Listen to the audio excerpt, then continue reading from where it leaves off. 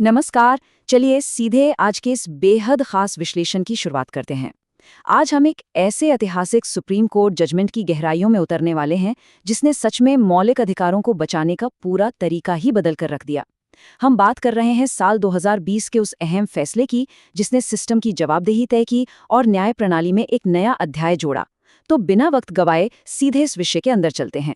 सबसे बड़ा सवाल, पुलिस हिरासत में यानी पुलिस कस्टडी के दौरान मौलिक अधिकारों की रक्षा आखिर कैसे होती है? जरा सोचिए। अक्सर ये चिंता सताती है ना कि जब कोई व्यक्ति बंद दरवाजों के पीछे पुलिस स्टेशन के अंदर होता है तो क्या उसके संवैधानिक अधिकार, मतलब जो हक संविधान ने हमें दिए हैं, क्या वो अचानक हवा में गायब हो जाते हैं? इसी उलझन को सुलझाना आज के इस विश्लेषण का मुख्य मुद्दा है। क्योंकि देखिए, अधिकार सिर्फ किताबों या कागजों तक सीमित नहीं रहने चाहिए, वो असल जिंदगी में भी सुरक्षित होने चाहिए। तो चलिए अब बात करते हैं इस ऐतिहासिक सुप्रीम कोर्ट फैसले की। केस का नाम है परमवीर सिंह सैनी बनाम बलजीत सिंह, साल 2020। सच कहूं तो ये सिर्फ एक आम अदालती आदेश नहीं है। ये इकलौता जजमेंट आज देश के हर नागरिक के लिए एक बहुत बड़ी, एक मजबूत ढाल की तरह खड़ा है। इस एक फैसले ने ये पक्का कर दिया कि भाई, न्याय की जो रोशनी है ना, वो पुलिस स्टेशनों की उन ऊंची और बंद चारदीवारी के भीतर भी पूरी तरह से पहुंचनी ही चाहिए। और इसी के साथ आते हैं पुलिस स्टेशनों के लिए तय किए गए उन अनिवार्य नियमों पर। सुप्रीम कोर्ट ने जो निर्देश दिए उनके दो मुख्य और अनिवार्य कदम ये रहे। पहला, देश के कोने कोने में हर एक पुलिस स्टेशन में सीसीटीवी कैमरों की स्थापना। और दूसरा, जो कि बेहद अहम है, पूछताछ की अनिवार्य वीडियोग्राफी। मतलब हर इंटरोगेशन को रिकॉर्ड करना ही होगा। इस फुल प्रूफ निगरानी और रिकॉर्डिंग का मतलब समझते हैं? इसका सीधा सा मतलब ये है कि अब किसी भी तरह की छिपी हुई या बिना सबूत वाली बातचीत की कोई गुंजाइश ही नहीं बची। मतलब लिटरली सब कुछ कैमरे की पैनी नजर में होगा। अब इसे थोड़ा और गहराई से समझने के लिए सीधे चलते हैं अनुच्छेद 21 और नागरिकों के अधिकारों की तरफ। अनुच्छेद 21 यानी आर्टिकल 21। ये आर्टिकल बहुत ही स्पष्ट रूप से देश के हर नागरिक को जीवन और सुरक्षा की गारंटी देता है। और यहाँ सबसे कमाल की बात क्या है?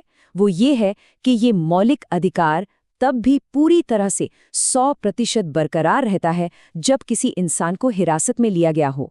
किसी भी नागरिक का जीवन और उसकी आज़ादी का हक पुलिस स्टेशन की दहलीज पार करते ही जादुई तरीके से खत्म नहीं हो जाता। वो अधिकार वहीं उसके साथ रहता है। इसी से जुड़ा है हमारा अगला अहम मुद्दा, हिरासत में अत्याचार की रोकथाम। जरा इस संतुलन को देखिए।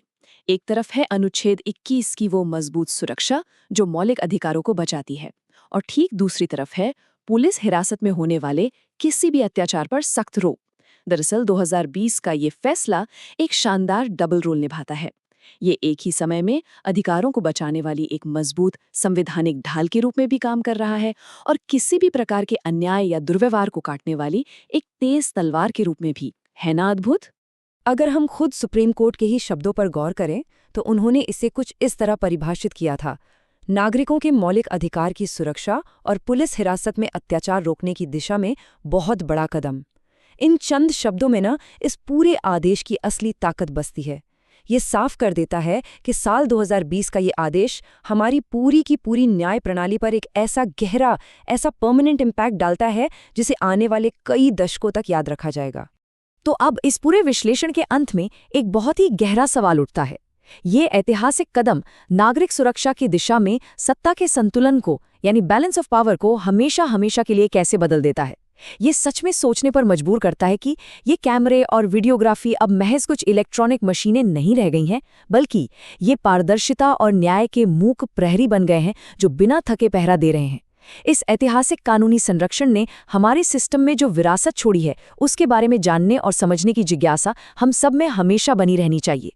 इस ज्ञानवर्धक विश्लेषण में साथ जुड़ने के लिए बहुत बहुत धन्यवाद।